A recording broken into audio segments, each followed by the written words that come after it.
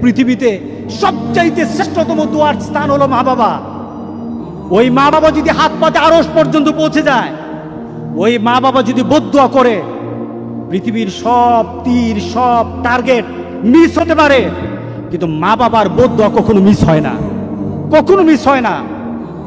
আর সন্তান মা বাবার জন্য যখন দোয়া করে, পৃথিবীর কোনো হুজুর, পৃথিবীর কোনো বুজুর্গ ব্যক্তির দোয়া কবুলের ব্যাপারে সন্দেহ থাকতে পারে, কিন্তু সন্তান যখন মা বাবার জন্য দোয়া করে, এই দোয়া আল্লাহ ফেলে দেয় না।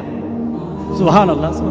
কারণ মা বাবার এই দোয়াটা শিখিয়ে দিয়েছেন স্বয়ং আল্লাহ সুবহানাহু ওয়া তাআলা, রব্বির হামহুমা কামা রব্বায়ানি সাগীরা।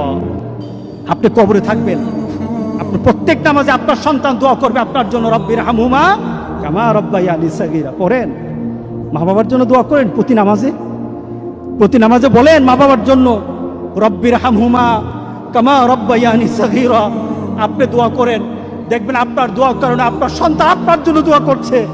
আপনাকে আল্লাহ যেন এমন সুযোগ করে দেয়, এমন কুলাঙ্গার সন্তান যেন আমাদের সন্তানগুলো আল্লাহ না বানায়। সবাই বলেন আল্লাহুম্মা আমিন।